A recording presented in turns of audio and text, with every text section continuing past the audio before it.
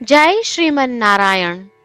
રામાનુજદાસ શ્રીમાન ગટ્ટુ વેણુગોપાલ સ્વામી દ્વારા વર્ણન કરેલ શ્રીમદ ભગવદ્ ગીતાનું ગુજરાતી ભાષાંતર હું આપને કહી રહી છું. અધ્યાય 11 વિશ્વરૂપ સંદર્શન યોગ. શ્લોક 13. તત્રૈકસ્થં જગત્કૃત્સ્નં પ્રવિભક્તં અનેકધા અપશ્યત દેવદેવસ્ય શરીરે પાંડવસ્તદા. ઓમ.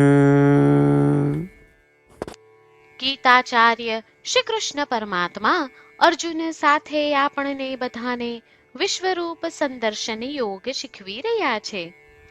તેમાં સંજય ધૃતરાષ્ટ્રને કહે છે, હે રાજા ધૃતરાષ્ટ્ર, અર્જુન વિશ્વરૂપને જોઈ રહ્યો છે.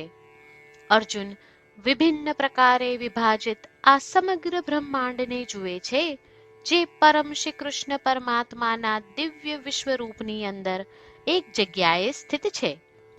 આ પ્રમાણે સંજય ધૃતરાષ્ટ્રને સમજાવે છે કે તે પણ સમગ્ર વિશ્વને શ્રી કૃષ્ણ પરમાત્માના વિશ્વરૂપના એક ખૂણામાં જોઈ રહ્યો હતો.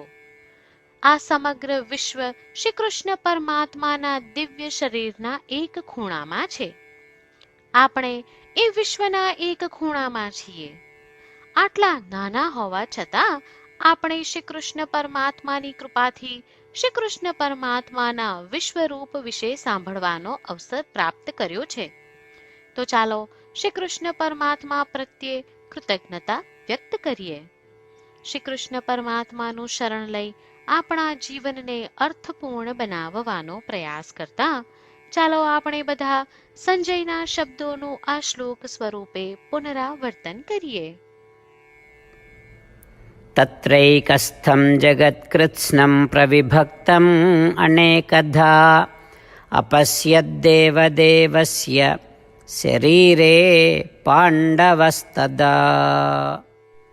શ્રી કૃષ્ણ પરમાત્માએ આખી ભગવદ્ ગીતાનો સાર અધ્યાય 18ના શ્લોક 65 થી 70માં 8 ઉપદેશ દ્વારા કહ્યો છે. શ્રી કૃષ્ણ કહે છે, જે મારા આ 8 ઉપદેશ અનુસરે છે તે મને પ્રિય છે. એ સર્વે ભક્તોનું હું બધી જ રીતે રક્ષણ કરીશ. શ્રી કૃષ્ણ પરમાત્મા પાસેથી આખી ભગવદ્ ગીતા સાંભળ્યા પછી અર્જુન કહે છે, કરીશ્યે વચનમ તવ. એટલે કૃષ્ણ, હું તમારી આજ્ઞાનું પાલન કરીશ. તમે કહો છો એમ કરીશ. અને આથી જ શ્રી કૃષ્ણએ દરેક પ્રકારના યશ અને વિજય અર્જુનને આપ્યા છે. તો ચાલો આપણે પણ પરમાત્માને 8 વાતો પાળવાનું વચન આપીએ.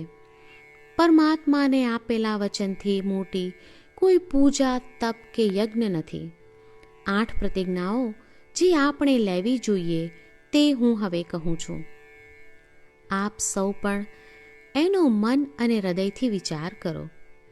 આ રીતે શ્રી કૃષ્ણને વચન આપતી વખતે આપણે સૌ શ્રી કૃષ્ણની હસતી મુખમુદ્રાનો મનમાં વિચાર કરીએ અને પરમ આનંદનો અનુભવ કરીએ. જય શ્રીમન નારાયણ. આપણા 8 વચનો આ પ્રમાણે છે. આપણું પહેલું વચન, હે શ્રીમન નારાયણ, તમારા ઉપદેશ પ્રમાણે હું હંમેશા તમારું ધ્યાન અને ચિંતન કરીશ. આપણું બીજું વચન, હે શ્રીમન નારાયણ, તમે કહ્યું છે તેમ હું સદાય તમારી ભક્ત રહીશ. આપણું ત્રીજું વચન, હે શ્રીમન નારાયણ, હું મારા કર્મો તમને સંતોષ થાય તેમ અને તમારી સેવા માટે કરીશ. આપણું ચોથું વચન, હે શ્રીમન નારાયણ, તમે અનુસરવા કહ્યું છે તેમ મને પૂર્ણ શ્રદ્ધા છે કે હું તમારી છું. હું સદાય મારા હાથ જોડી તમને નમસ્કાર કરીશ, તમારી ભક્તિ કરીશ. આપણું 5મું વચન. હે શ્રીમન્નારાયણ, હું તમારા શબ્દો યાદ કરું છું. મામેકમ શરણમ વ્રજ. તમે તમારી શરણમાં આવવા કહ્યું છે. શ્રીમન્નારાયણ, હું માત્ર તમારા જ શરણમાં છું. આપણું 6થું વચન. હે શ્રીમન્નારાયણ, આપે કહ્યું છે મા શુચ. તમે અમને આશ્વાસન આપી શોક ન કરવા માટે કહ્યું છે, તો હું દુઃખી નહીં થાઉં, શોક નહીં કરું. આપણું 7મું વચન. હે શ્રીમન્નારાયણ, અમારા કલ્યાણ અર્થે આપે શ્રીમદ્ ભગવદ્ ગીતા રૂપી આશીર્વાદ આપી અમારા સૌ પર કૃપા કરી છે, તો હું દરરોજ ઓછામાં ઓછો 1 શ્લોક વાંચીશ અથવા સાંભળીશ એવો સંકલ્પ લઉં છું. આપણું 8મું વચન.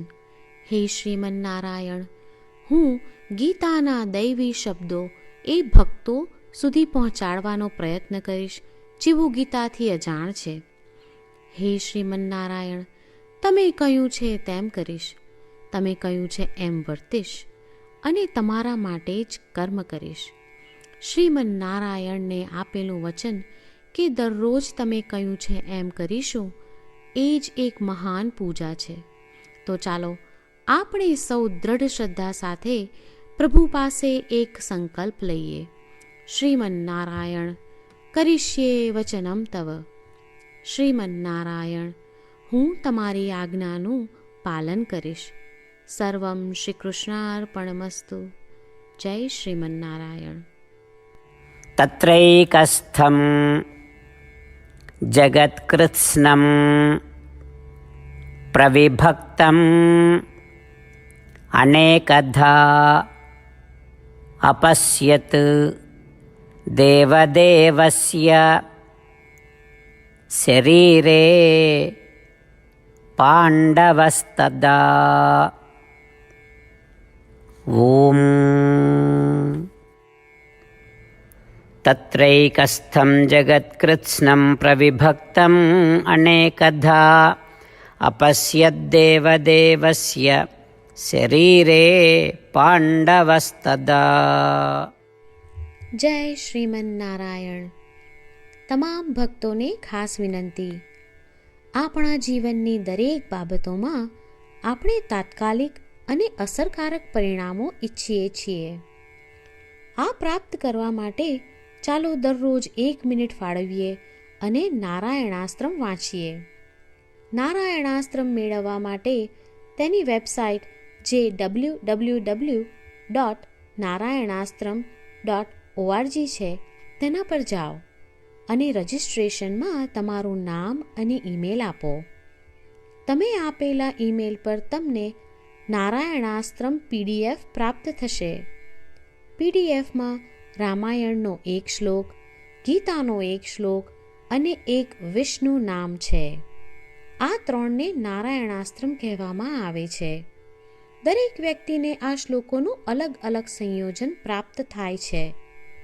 જ્યારે દરેક વ્યક્તિ 24,000 ભક્તો સાથે તેમના નારાયણાસ્ત્રમને દરરોજ વાંચે છે અથવા સાંભળે છે, ત્યારે સમગ્ર રામાયણનું 1 વાર પારાયણ, શ્રીમદ્ ભગવદ્ ગીતાનું 33 વાર પારાયણ અને વિષ્ણુ સહસ્ત્ર નામનું 24 વાર પારાયણ રોજ પૂર્ણ થાય છે. આ એક અદ્ભુત અને અસાધારણ પરિણામ છે. તેથી તમે અને તમારા પરિવારના સભ્યો તરત જ વેબસાઇટ પર જાઓ અને તમારું નારાયણાસ્ત્રમ મેળવો. જય શ્રીમન્નારાયણ.